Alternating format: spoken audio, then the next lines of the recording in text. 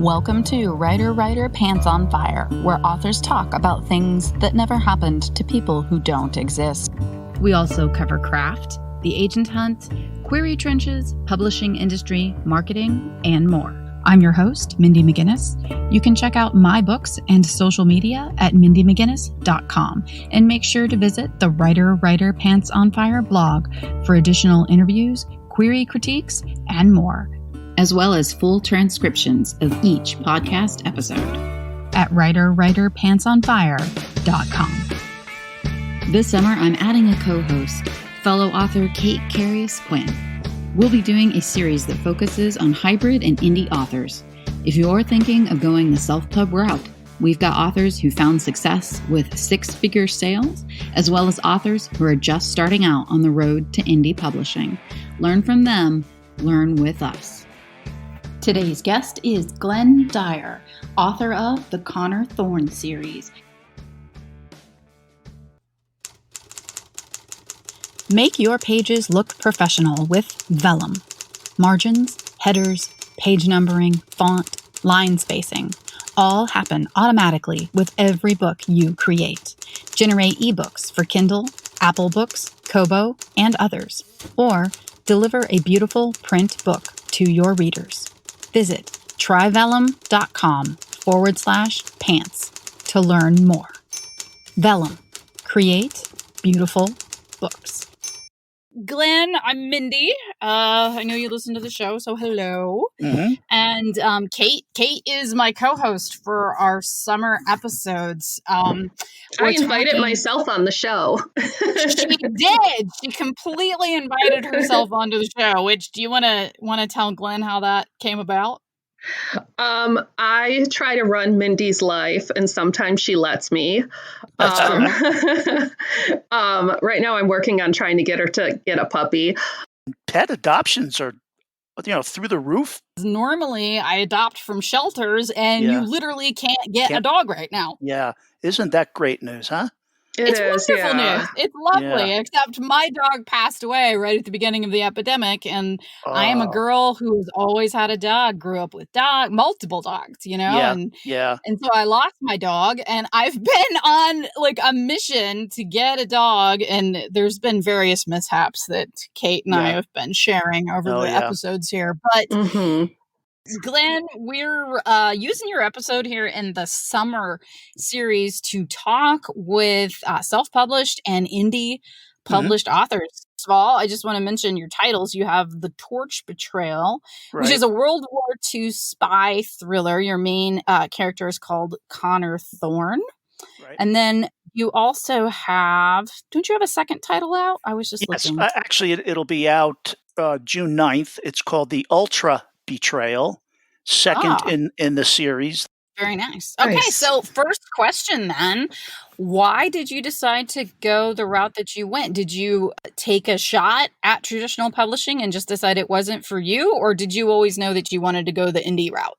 What I took a shot at was, the first step in traditional publishing, and that was trying to get an agent interested in representing me. Mm-hmm. And I gave that a number of months, and I think I sent out close to 200 query letters.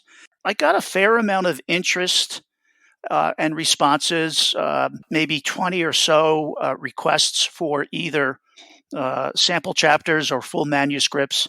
And I was hopeful in the beginning, but as time went on, you have to admit that agents are looking for stories that they feel they can sell, obviously. Mm-hmm. Mm-hmm. And hopefully they know that there's a potential publisher that they're already aware of that likes the types of stories that they buy.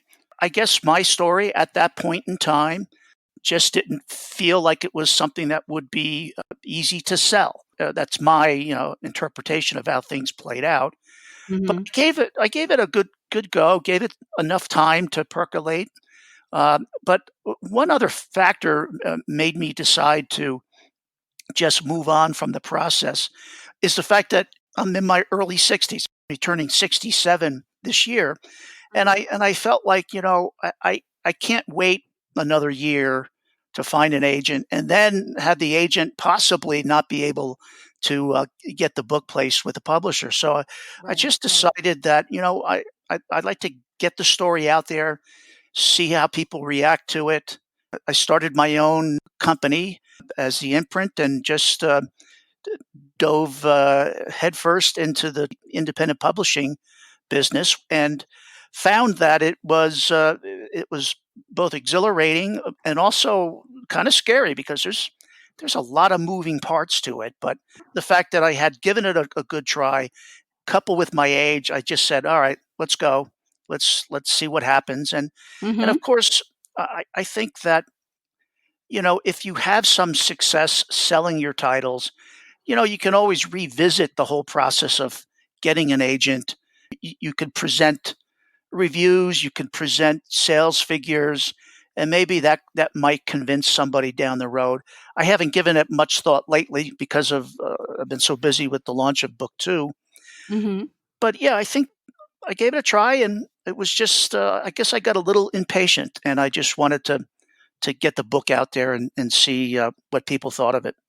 I Mhm. think And that's a I don't really think great point that traditional publishing can be a very long, slow Yeah. process. It really moves Mhm. at its own speed. I mean, you could spend a year or longer querying an agent. And the second book I ever queried, actually, I went back and forth with an agent. She was super, super nice. She gave me two R&Rs where they ask you to revise and resubmit to them. And she Hmm. got on the phone with me. She gave me extensive notes. It was amazing. I mean, the time that she gave me was so good. And so I actually ended up doing two of those R&Rs for her, two massive rewrites. And the time that this was going on, I had my second child. Like Yeah. I Oh, had a, wow. I made another human being and put Wow. Mhm, him in the mhm. world over the length of this time. And at the end of it, so nice. She said to me, I feel like I'm torturing you. And I think this book is not the one. And sometimes you have to go through this to get to the book that is the one. And at that point, Mhm. I actually wasn't crushed because I was already writing my third book. And that is the one that I ended up finding an agent for and getting published. But, that was a long, long time. And then, you can be on submission with editors for years, and that can be so drawn out. And an editor might also ask you to revise, and then you could do revisions for them. And they could also still reject it. The marketing Right. people could be like, not for Mhm. us, we got too much of this or whatever. So, and then of course, once they buy your book, it's usually another 2 years. So it is like Yeah. such it's a drawn out process. You're not the only person that I've talked to who decided to go the self-publishing and the indie route due to their age, and I Yeah. don't think that it's a mistake. I mean, like Kate said, she was in the, back and forth with just even trying to get an agent for Yeah. a few years. I actually queried for 10 years before getting an agent. Yeah. And partially that's my own fault because I didn't know what I was doing. But yeah, I mean, you're not the only person I know that has made the decision due to age. If I was, back in my 30s and I had started this process then, I might have Mhm. hung in there with it for a few more years because I must admit, I think that there's a bit of a sense of pride that you were able to, one, get an agent, and two, get a deal with a publisher to push your book out. I think that would be a pretty good feeling. But yeah, I would have continued the process for a while longer if I was younger. But yeah, age was definitely a major factor for me. Mhm. Kate, as a hybrid author, do you want to drop any wisdom about the different levels of satisfaction you get from the different venues? I agree with you. I do think that there is something about, having an agent choose you and selling your book that feels really, really good. But I think that people tend to focus on those first two hoops. And after you get an agent, and then after the publisher, picks your book and gives you money for it, then they publish it. And then it's the biggest hoop. And you have to get the audience to read it. And you have to, get people to discover it. I feel like that last part, we put it last instead of thinking like, really, the readers are the most important thing. And I think publishers obviously have a lot of reach to reach readers, but they don't use that reach for every author. You know, some authors get a lot of marketing and some don't. And there's no way usually to know if you are going to get a lot. You know, for mid-list authors, it's hard to break out. And so having switched to the indie side, not switched, I bounce back and forth, but on the indie side, I really like having more control and more levers to reach my audience and to play with price and to try different marketing strategies and to be able to see the numbers. And it's actually now a little frustrating on my traditional side. Like, I'm like, I can't see how many books I'm selling. Yeah. It's like, I can't see all that stuff. It's like curtain is drawn again.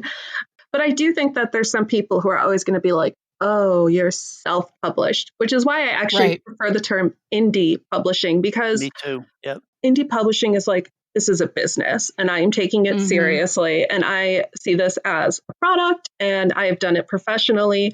I think there needs to be more distinction through those. But obviously, you know, I was looking at your website, I was looking at your books. They look very professional. You have amazing reviews. Do you want to talk a little bit about getting those reviews? I saw you have a Kirkus review. You have some big names. Yeah. And that's a time-consuming process, actually. I'll get into that, but I want to just say one thing, Kate. I think if you are a hands-on person, I think independent publishing is great because, like you said, you can look at your sales figures. You kind of know where you are. I've heard stories about writers who they don't hear enough from their agent. They don't hear enough from their publisher, and they just don't know what the heck is going on. So if you're hands-on, this is definitely the way to go. But readers need help making decisions what to buy. My research about the whole independent publishing business is that reviews from readers, but also blurbs from other authors in the genre, professional review services who will give you an honest review. I just heard so much about how important they were. There's a bit of an investment, but that's okay. If you're serious about what you're doing, you have to invest in your endeavors. As far as the reader reviews, I really worked very, very hard to get the reviews that I got.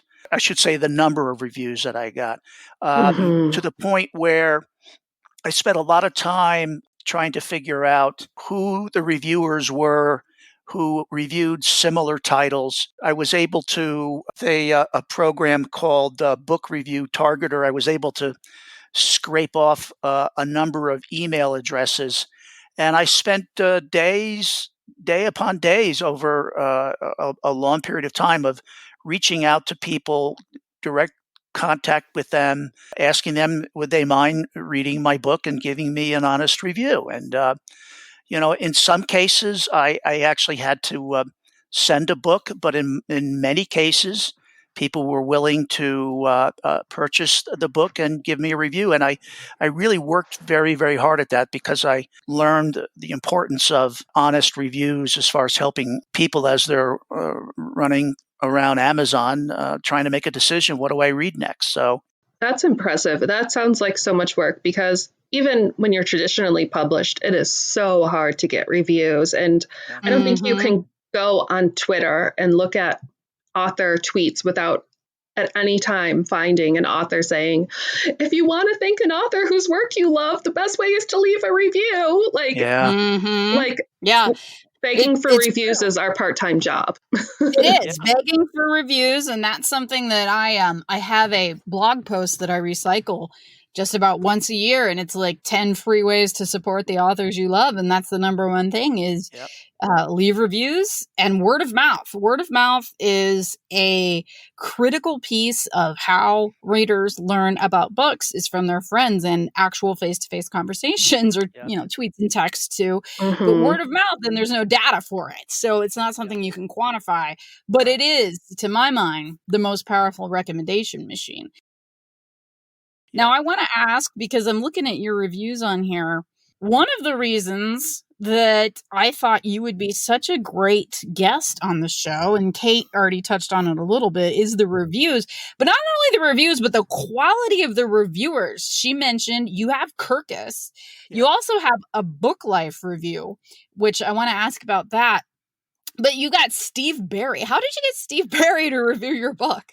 First of all, there are a lot of people out there who hate to ask for things, and I'm definitely one of those. You just have to say, oh, I just have to do this. I also approached it with the attitude of nothing ventured, nothing gained. He writes a thriller. The genre I'm writing in is thrillers, although, in a different time span. I ran into Berry at a Thriller Fest convention in New York in 2017. I attended one of his seminars that were given over that weekend, and I found him to be very approachable. I just said, let's see if he'll respond. I sent him an email, kind of reintroduced myself, and told him I ran into him at Thriller Fest, and I've written this book. Would he mind taking the time to read it and maybe give me a blurb? And I can't tell you how thrilling it was to get his email response saying, sure, send it my way. Couldn't believe it. I sent it to him. He gave me a great blurb, and he's already read book 2, and he's already given me a very nice, solid blurb that I plan to use either on the front or back cover. Who do I know? Who have I met? And if you can reach out to them it's sort of like a query letter for a blurb where there's something in it that's unique to that particular person, whether it's comments about their own works and how important their writing has been to your development, things along those lines. And as long as it sounds sincere and it's truthful, you got a good shot at getting a pretty good response. I just sent out a request to another writer today who I really love. He writes World War II mysteries, murder mysteries. He responded right away and said, yeah, sure, send it my way. And you never know until you ask. And if you do it in a proper way, respectful, etc., I think you'd be surprised at how many writers out there want to help other writers.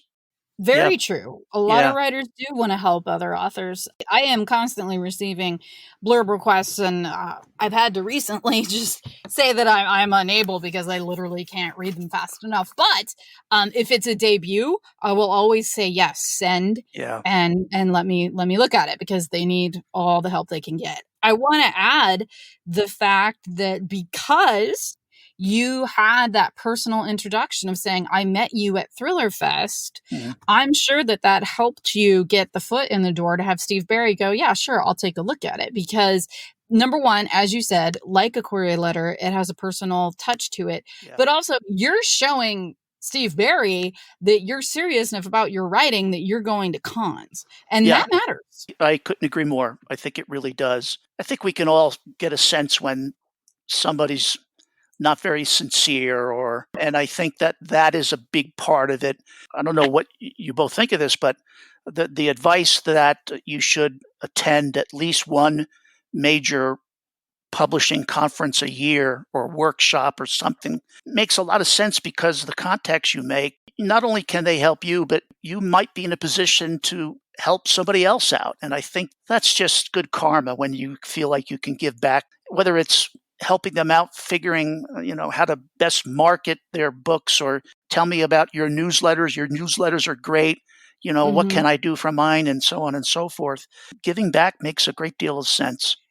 It does. And on the other end of that, as a published author, I say yes to everything. I'll do things for free if people will cover my flights. I will, sometimes even if I have enough miles, I will just fly myself to wherever the con is if they're asking me to be on a panel or whatever. And because of this, and Kate can back me up, whenever we go anywhere, if Kate and our mutual friend Demetria is with us, they'll be like, can you introduce us to so-and-so? Do you know them? And most of the time, yeah, I do, just because I do so much stuff, sometimes on my own dime. That networking is invaluable even when you're on the other side. Yeah, without a doubt. I'm a big believer in that. In my prior career in broadcasting, going to conventions 2 or 3 times a year where you can pull somebody aside and say, your station's really doing great. Your ratings for your newscasts are off the charts. It wasn't always that way. What's the secret? What did you focus on? Mhm. I mean, those Mhm. kinds of conversations and interactions are invaluable. You can't put a price tag on them. Especially, I think, though, for writers, because we are so solitary, Yeah. and to be able to make connections with other writers and other authors who maybe are in the position to mentor you, or maybe they're, on the same place in the writing journey as you, and you kind of have, someone to walk along that road with and compare notes. And it's really rewarding. At this point, I've been writing with the goal of publication since '07, and a lot of the early people who I met actually online, I didn't actually go to any conferences until I was published and went as like a published author, because I had two small children and I couldn't afford it. I met lots of people online, and now almost all those people, they're published. Some of them are really successful indie authors. Some of them are published traditionally, and it's really cool to see like how everybody has grown from being, on these message boards asking other people to read their query letters to this is their career now. And Kate, I wanted you, if we could circle back to reviews one Mm-hmm. last time. You also have a Book Life review for one of your Mm-hmm. indie titles. So if you could explain Mm-hmm. what Book Life is for the listeners, and then if you and Glenn, either one of you, have anything to say about whether you thought it helped with exposure, etc. I got a Book Life review for my first indie title that I published, which was a contemporary romance rom-com, The Show Must Go On. I just actually found out that the audiobook is out now, which is very exciting. Audible picked it up for audio and produced it. I submitted it to Publishers Weekly, and you can submit it. You can either like pay them to get a review for sure, or you can just be like, please review my book. It's really good. And they might pick it or they might not. It was kind of a process. They like sent me an email and they were like, your book is being considered. And I was like, yay. But then at the bottom, it's like, but this does not guarantee a review. And then there was like another email, I think, that was like, someone's reading your book. And then at the bottom, it's like, but this does not guarantee a review. And so I'm like, okay, don't get your hopes up. And then they posted the review, and it was a really good review. And it went into the Publishers Weekly, has like a Book Life section. So Yes, it is in They the do. Publishers Weekly. Yeah, Yep. it's in the yeah. print version of Publishers Weekly, which is, I would think, a pretty good boost as far as visibility. Of course, visibility doesn't always translate into sales. Right. So, I think it might yeah. have boosted my paperback sales. My ebook is Amazon exclusive because it's in the Kindle Unlimited program, but paperback is wide, so you can buy it at any bookstore that sells books. I think it boosted my paperback sales for quite a few months. Not like huge. Like I just had Right. some sales instead of zero.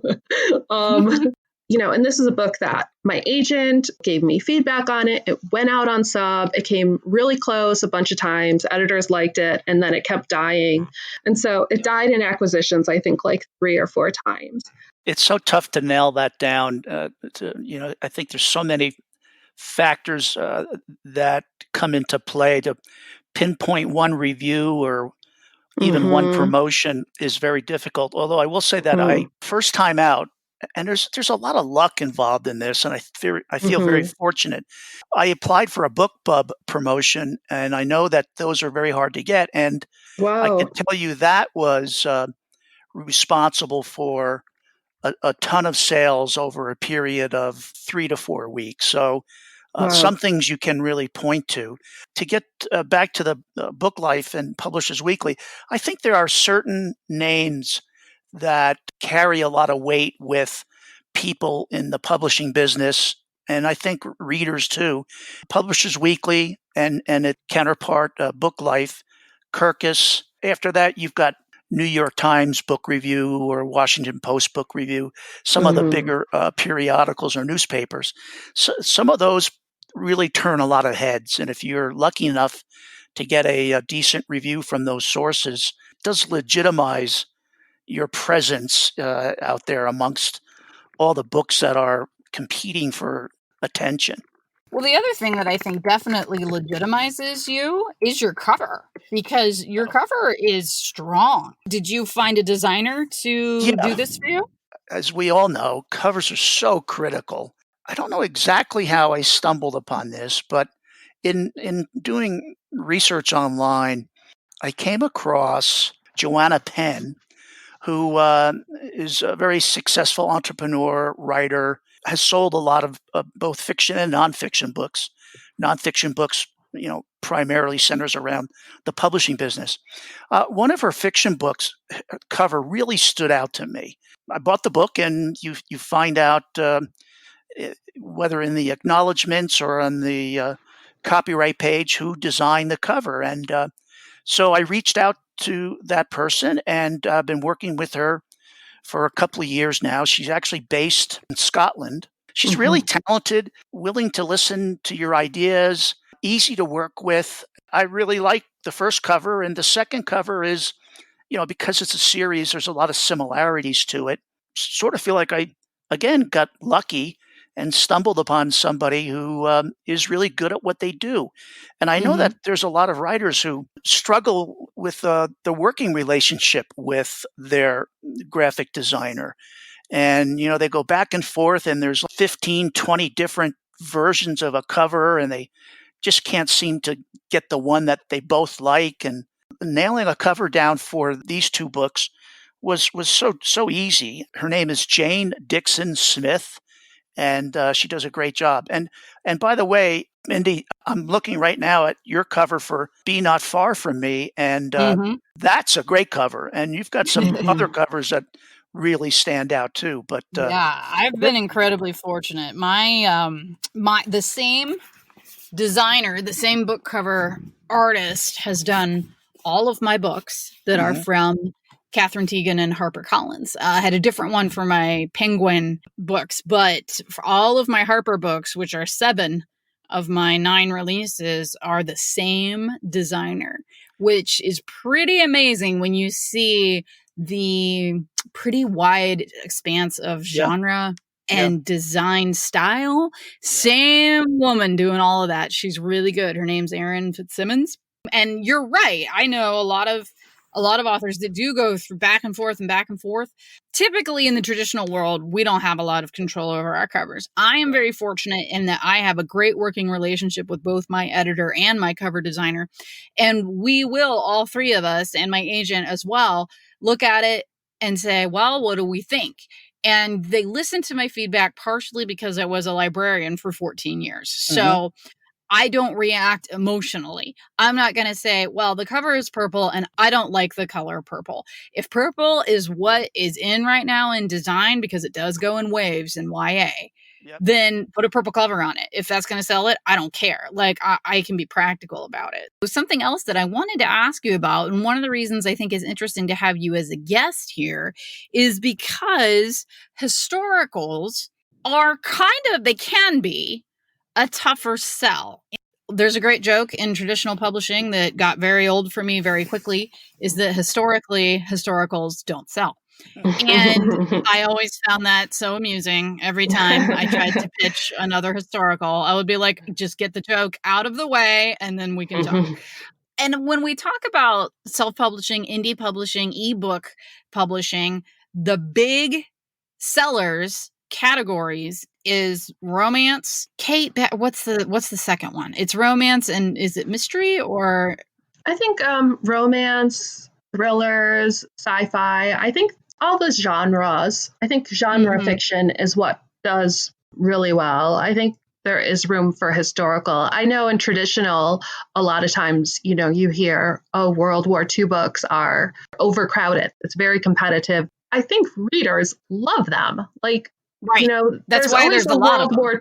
There's always a World War II book on the top of the charts. It's kind of one of those book conundrums where it's like, well, there's too many of them, but people love them, so maybe we should keep giving those to people. You know? That's kind of what I'm curious to ask you about. How do you find your readers then when you're in this kind of a sliver of readership that's going to be reading? Because another thing that I want to say, which I don't know if it's blanket true, but I know that it is true for, in most cases, like paranormal, romance and stuff like that. Readers that buy traditional books and that go to bookstores and browse, and readers that are indie readers that are searching for ebooks and 99-cent buys, typically is a different demographic. Indie readers typically aren't traditionally published readers as well. You don't always see both, and you don't get a lot of crossover. So I'm just curious, how do you find readers that are indie readers, that are ebook readers, when you're in the World War II thriller category?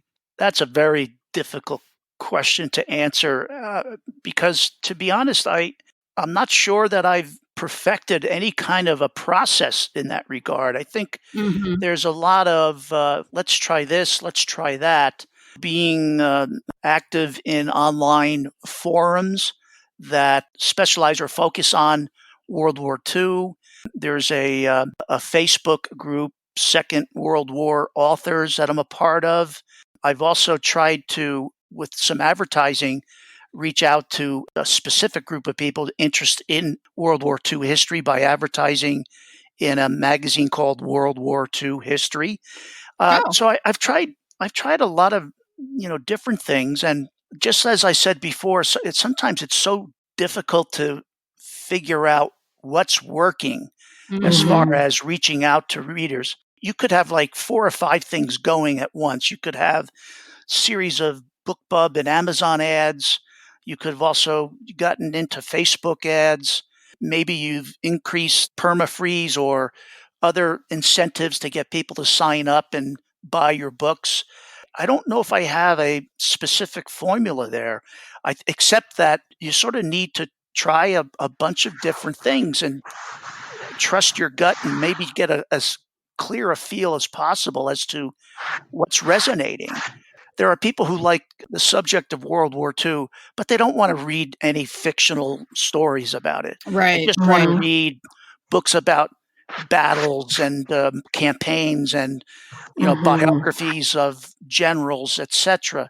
And then there are people who don't want to read nonfiction about the war. They just want to read fictional stories. And then you've got World War II love stories, and then you've got books that describe fictional characters in big actual battles. So yeah, it's really a tough thing to zero in on. You just got to try a bunch of different things to find those readers.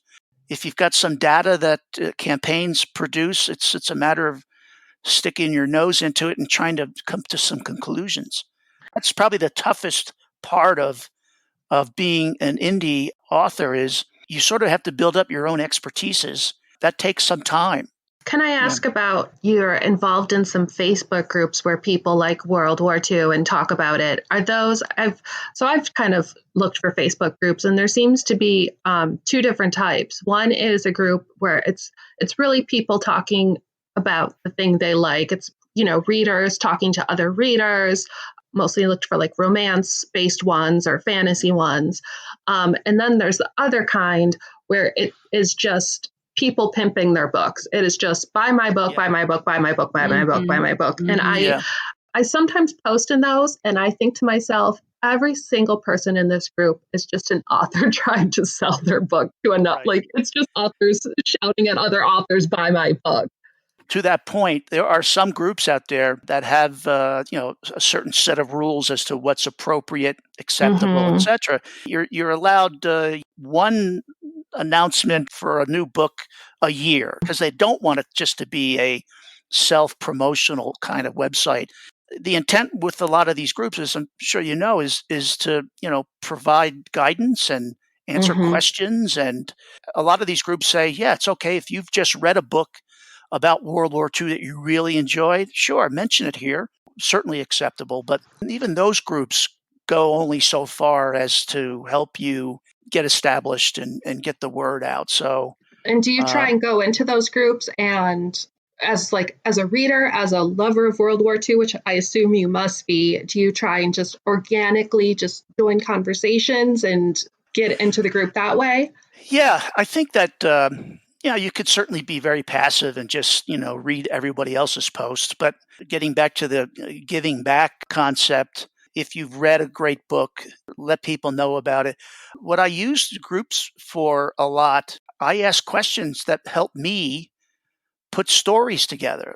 I'm having trouble finding research about a specific period of time in Italy during the war. I've had a devil of a time finding books or anything online. So I want to use the forum to say, hey, I need some help here. And I think that's where they provide a very valuable service. So they don't necessarily help you find readers, but maybe after a while, your name becomes familiar to people. You could say, I'm researching my next book that's called X, and I could use some help. And, maybe eventually that pays out at some point. But I think asking for advice with independent publishing, there's so many moving parts. If somebody out there can save you from making a mistake, probably saved a lot of time and maybe some money, eliminated some frustration. So some of those groups are very helpful in that way. It can be difficult, like Kate was saying, sometimes. Not only Facebook groups, I mean, sometimes Twitter just feels like all of us linking to our books constantly. I've backed off from social media lately just because I'm worn out. I don't know how much it actually helps. You just hit a point where you're kind of done. And I also, because of the pandemic, we're recording this at the end of April, I have lost so many events. A lot of the time, being around other people and talking to other people is what actually gets me I get my energy from others. So I have nothing to tweet about right now, guys. It's like cat hair stuck to my socks. Do you really care? Probably not. That's not a pretty Instagram photo. So yeah, I think that's a big fear of mine, is that at some point you worry that people are going to go, oh, geez, not another tweet from this guy. Right. I really worry about that. And I'm very tempted to sort of do the same thing that you're doing, Mindy, which is just sort of backing off it for a while and making sure you're not, so to speak, overstaying your welcomes. I think best practice is to just be sure that you're not just using whatever the platform is. So let's say Twitter. Like if I get on Twitter, because that's a big one for me. If I get on Twitter, I don't just get on and post. I scroll through my feed and I see what other people are saying and I'll respond and I ask questions, and things like that. If you're doing that, if you're actually interacting with the community, it's different than just hopping on and being like, my book's 99 cents today. Peace out. The pros and cons of social media could be debated until we are all dead, which will probably be sooner than we would like. So... Glenn, is there anything? I think we should leave it there. We'll be dead sooner than we like. Thanks for talking to us. That was great. Yeah, absolutely. I mean, really. I think that's true. That's true at any point, right? Like, it's not just a pandemic. It's like you're probably not going to be ready when it's time to go. No, it's not your call. Yeah, I'm sure that'll be the case. You're right. That's a great sign-off, Mindy. That's thanks that. Worked hard on that. We're all going to die probably sooner than you'd like. Tune in next week, maybe.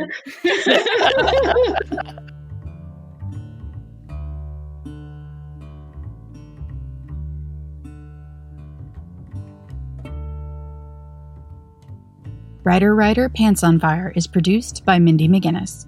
Music by Jack Corbel. Don't forget to check out the blog for additional interviews, writing advice, and publication tips at writerpantsonfire.com. If the blog or podcast have been helpful to you, or if you just enjoy listening, please consider donating. Visit writerpantsonfire.com and click Support the Blog and Podcast in the sidebar.